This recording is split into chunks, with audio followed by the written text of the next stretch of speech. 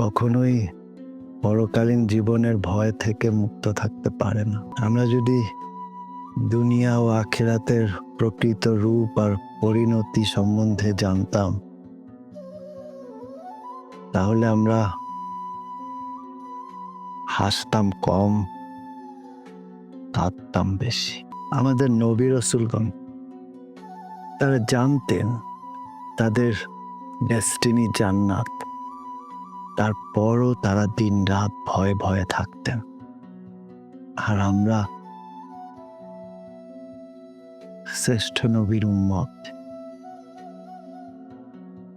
আমরা কিভাবে এত চিন্তামুক্ত থাকি? আমরা কিভাবে এত হাসি খুশি আনন্দে থাকি? আমরা কিভাবে ভাবি যে আমাদের আমল যথেষ্ট? আমরা এটা কখনো ভেবো না যে তুমি নামাজ আদায় করো, রোজা রাখো, যাকাত দাও, হজ করেছো, তাই তোমার গন্তব্য জান্নাতই হবে। কে জান্নাতে যাবে আর কে জাহান্নামে যাবে সেটা ঠিক করার মালিক একমাত্র আল্লাহ। কারণ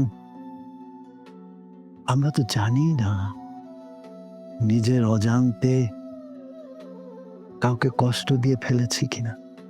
হয়তো হয়তো সেই ব্যক্তি প্রতিদিন নামাজে আল্লাহর কাছে চোখের জল ফেলছে। আমরা তো জানি না জীবনের কোথায় কি ভুল করে ফেলছি।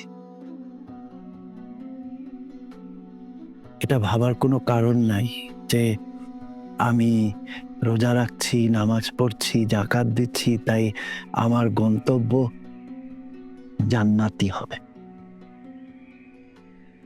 আর আমি হয়তো ভালো কাজ করছি, কিন্তু রোজা রাখছি না, নামাজ আদায় করছি না, তাই আমার গন্তব্য জাহান্নামই হবে। আমি কি তোমাকে বোঝাতে পারি?